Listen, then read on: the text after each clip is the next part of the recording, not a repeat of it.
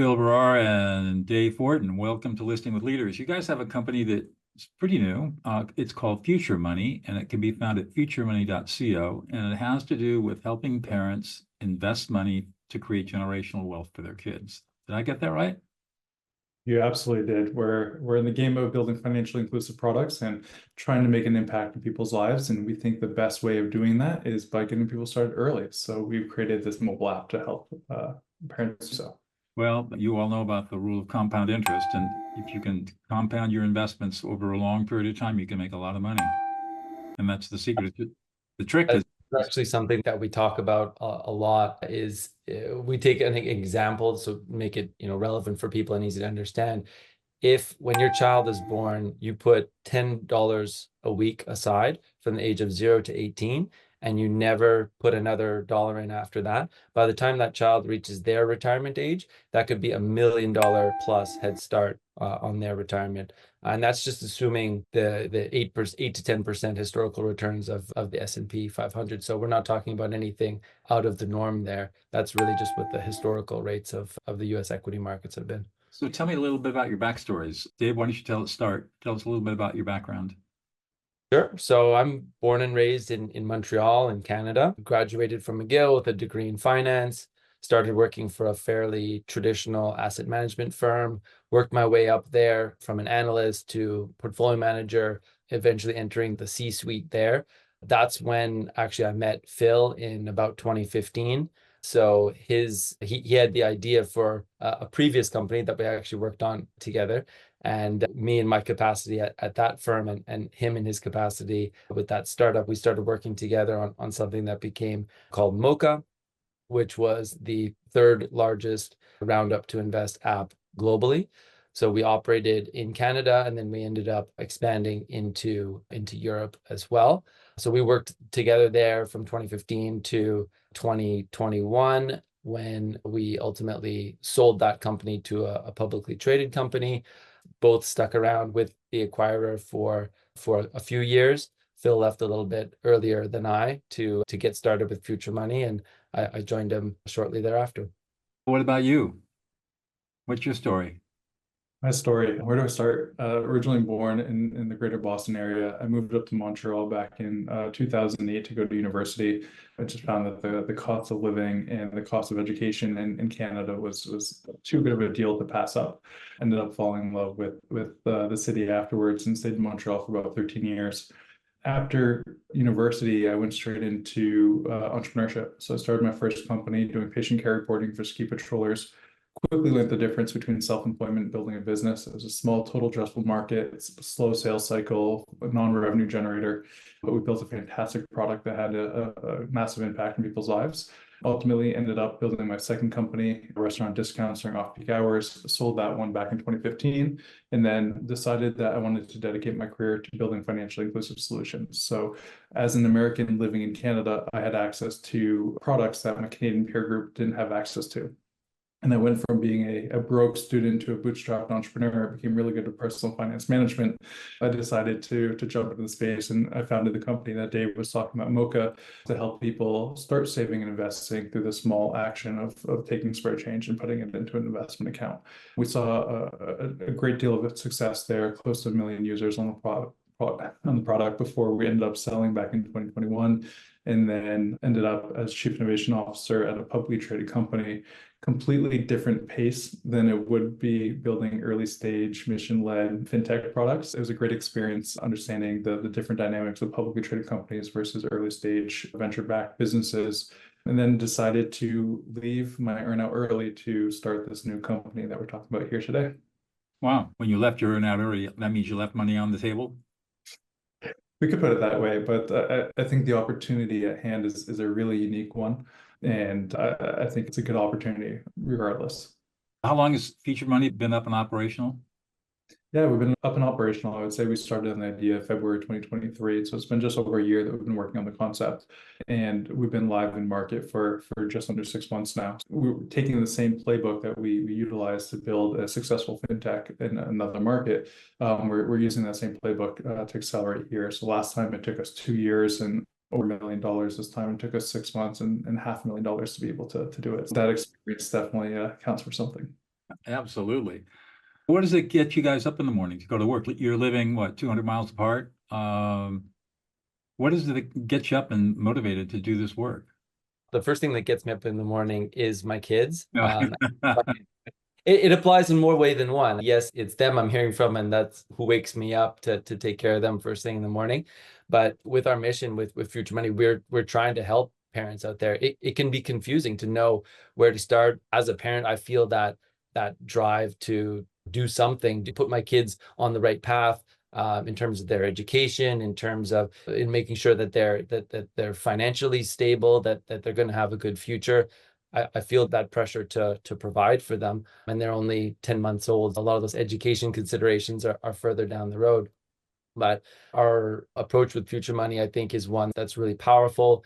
Investing can be complicated for people. We're trying to make it really simple. We have a lot of experience with that, making it easy to use, making it accessible. And we hope that by doing that, we lower the barriers of entry, get more people started earlier. And the beauty of it is, by starting earlier, you have to put a lot less money aside to achieve the same end result. Right. So it's really, I'm motivated by getting our message out there about the power of starting early with investing. I have to hand it to Dave. He juggles two twins at 10 months old, plus a startup without breaking a sweat. So envy him. He's a superhuman. But just to echo what Dave is saying, we're the first generation in history to be financially worse off than our parents' generation. So if you think about it, the starting line has moved back for an entire generation, living the American dream, buying your own home, going to school, moving out of your parents' house has become more and more difficult for all of us. And when we think about that, certain demographics have even more difficult time than others. 67% of Black families not investing, 70% of Latino families not investing. At the end of the day, what Dave and I are trying to do is level the playing field. We want to make it easy and accessible for everyone to be able to build that generational wealth. And the best hack to doing that is this compound interest in starting early. And if you can start pre-birth, even better. So where that's making a difference and righting a wrong that's happened in the entire society today, I think is really important. And that being living the American dream is more and more difficult. And we think that we can make it more accessible for all. How does your platform work? Yeah, we have a mobile application that's available in the Google Play and Apple App Store. You go through about a 3-minute sign-up process. It's very simple. You can be sitting in the line at Starbucks, and by the time you pay for your coffee, you've signed up for your investment account for your kids. What we do is we have a modest recurring deposit that parents can set up. They can visualize the impact it would have based off of various rates of return. And then we do a pre-authorized debit once a week to be able to fund these accounts. Again, this really modest $5, $10, $15 deposits could be life-changing money measured in the millions later on. We offer a couple of different accounts. We offer a taxable brokerage account, which is comparable to UTMA, UGMA, with a couple reasons why we're better on that one. We offer 529 education account, and then we offer our proprietary junior Roth IRA. This is the account that we invented, which essentially under the hood is a 529 that rolls over to a Roth IRA at the age of 18. So those are the three main products that a parent could utilize, and it's all automated for them through our platform. And then are you guys providing investment portfolio? Exactly. So we have an RIA, a registered investment advisor. We're registered with the SC. And so we in-house have the ability to select investments for clients. During that 3-minute onboarding process that Phil was mentioning, you're of course responding to basic information, name, address, date of birth, things of that nature that are needed to open the file. Then we ask some questions. For example, what is your approach to investing? Are you looking to really minimize your losses? Are you willing to accept a little bit more risk in order to have potentially higher investment returns? How would you react in terms of a market downturn to gauge what your actual risk tolerance is as an individual? And then we combine that information with information about the actual goals that you're setting. So we're a goals-based investing platform. And what that means is when you set up your account, you can set up multiple different goals. So you'll start with one and then you can set up others. So if you're saving for a child, for example, that might be a 60-year time horizon that exists on that, because you're saving for a nest egg for ultimately what'll be their retirement, or if they have to dip into it earlier. But that's a very long-term time horizon, versus you might also want to do a family vacation to Disney in 5 years. And so that'll be in a separate bucket and a separate account. And the risk profile of those will be different. A lot less risk is going to be taken when you have a shorter time horizon, and more can be taken when you can ride out the cycles of the market for the longer term investing. So essentially, we take all that information that's provided through the app during sign up, and then we use that to assign an investment model. And then that investment model entails a certain allocation to stocks, bonds, etc. And then we fully implement that. So all you need to take care of is deciding how much do you want to put in per week or per month. And then we're going to fully automate the investment of that. You don't need to go in and do any buying or selling or deciding what securities to pick or anything like that. I take it the app will have the portfolio values and show the breakdowns, and so you can follow what's going on in the accounts just by using the app. Exactly. You can see a full breakdown of everything that you own in your account and the performance over time, all that. And I figured the way that you guys are making money on this is you're aggregating all this money into these different investment buckets. What kind of a fee do you charge for that? Yeah, we try to think that we have a very inclusive fee. We charge a small SaaS fee of $48 per year after a 30-day free trial. There's income-based discounts. If you make less than $50,000 a year, there's a 50% discount. Less than $30,000 a year, there's a 100% discount. And then any assets over $20,000, we charge a 25 basis point management fee on. So again, one of the lowest cost fees in the market to be able to manage these accounts. Pretty low. Charging what? Anywhere from 1% to 3%, depending upon the size of the portfolio. We're trying to make it as accessible as possible. And in our minds, if we can save you more than an hour's worth of time, then the payback period should be immediate to use our platform. So we're making it as much of a no-brainer as possible. So what is it that's unique about you guys that you bring to this project that's making it successful? That's a great question. Individual uniqueness, not some broad thing. I think it's our approach to building companies. We are very customer centric in the way that we're looking at solving a problem. We're in the target demographic ourselves as well, but we're building a solution that we want to have and that we are being informed by others that they want to have as well. So there's a large amount of customer discovery that we do in everything that we're looking at. We're leveraging the experience that we've had building and scaling products loved by millions. And then we're building an audience or a group of advisors around us that built products that are loved by millions as well, and leveraging their learnings and their insights. I think the power of the team, the experience, and our unique perspective is helping us get to market faster. I just wanted to touch on maybe the team aspect of that. Phil and I, being co-founders of this business, we definitely have each our areas of expertise and talents, and there is some complementary nature to that. Phil is, I would say, much more visionary. He's stronger. He has a very strong product vision. He's really good at understanding marketing and how to get a message out, how to convey it in an interesting way. I think he's got a better eye for design than I do, which is really important in terms of our website, our app, all of that, making it easy to understand, making it enjoyable to use. My expertise coming more from the traditional finance background. I've got the background in understanding the plumbing of finance, for lack of a better word, understanding the investment side, how all that works, and then getting really deep into the regulatory side of things. Obviously, in a business like ours, where you're managing other people's money, it's heavily regulated. You need to understand these things. It's important that these regulations exist to protect people, and you need to be able to understand how to comply with your obligations and still be able to do business and understand what that path forward is. We work well together. A lot of the time, it's kind of Phil coming up with more of the ideas, and then maybe I'm adding in some of the details of the how to get there. So, are you guys completely remote? We are a completely remote team, and we're in multiple countries as well, but we do take time to make sure we're doing offsite debriefing in person and building those relationships. We find if you have a solid foundation, you're able to work very effectively through remote environments. So this show is called Listening with Leaders. I was telling Dave before you came on, Phil, that I'm a lawyer turned peacemaker. And I was a civil trial lawyer for 22 years, and then went back to school, got my master's degree.